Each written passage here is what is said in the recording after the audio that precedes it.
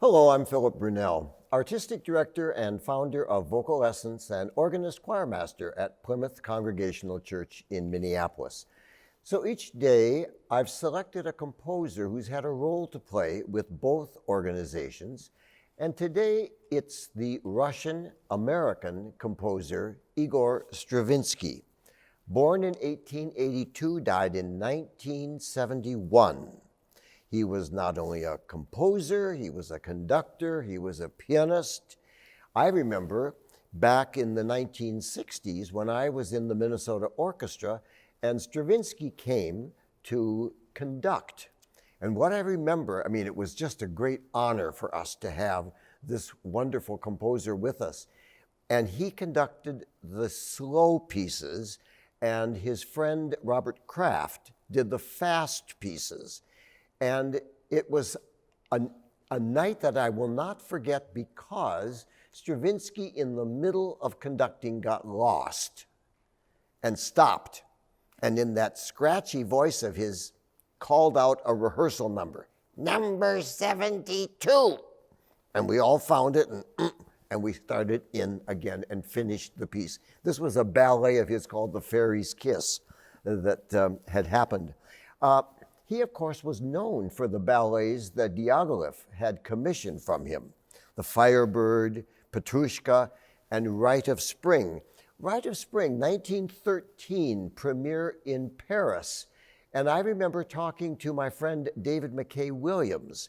David was the organist at St. Bartholomew's Church in New York City on Park Avenue for many years. But he was studying in Paris at the time of the premiere. And I asked him, did he know anything about it? Well, he said, I was there at the premiere. And of course, I was like, what? You were there? And he said, yes. And he said, I sat in the box next to Puccini and Debussy.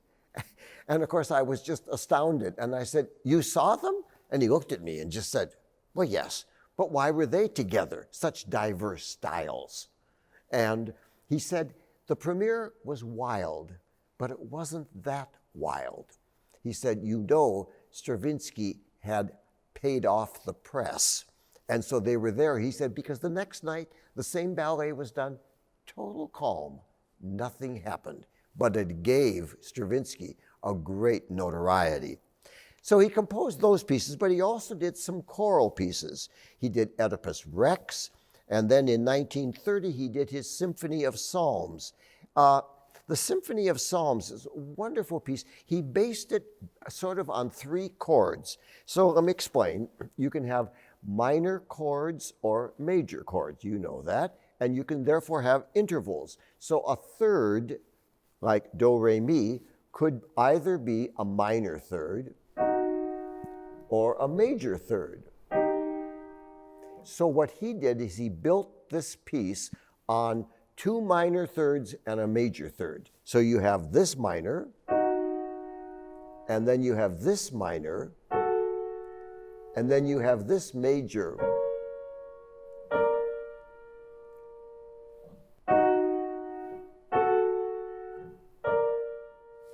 So when you hear this piece, you'll hear at the beginning of the 3rd movement when they are singing Alleluia, you have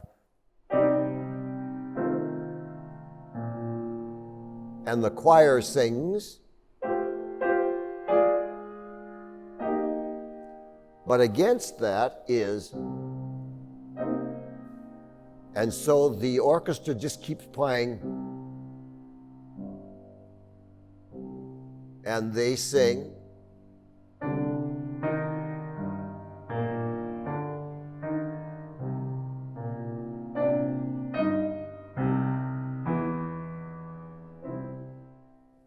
There's your minor to major.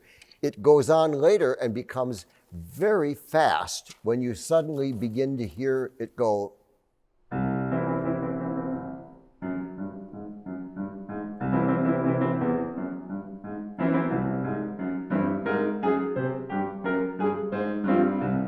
Etc. And then finally at the end, it comes back to that serene kind of ending, and you hear them go, the orchestra is playing, over and over this ostinato, and the choir sings.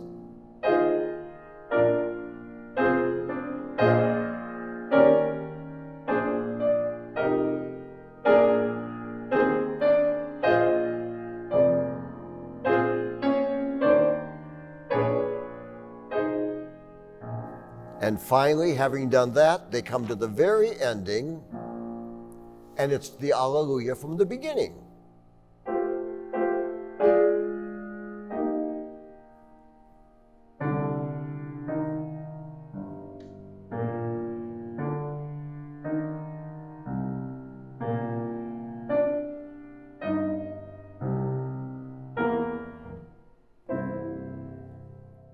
And that ends the Symphony of Psalms.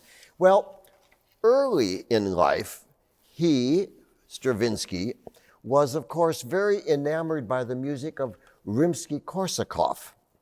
And in 1907, he was staying at his villa, which was actually in those days in the Ukraine, and he wrote a piece for wordless soprano with piano, a piece called Pastoral. And he dedicated it to Rimsky-Korsakov's daughter, Nadia. And so I thought it'd be nice to hear this piece with wordless soprano. And who better to be the wordless soprano than our dear friend, Maria Jetti. So here is Pastoral, 1907, by Igor Stravinsky. Although it is wordless, I do have an option of French or Russian. Oh. And my wordless syllable will be the Russian. Ah.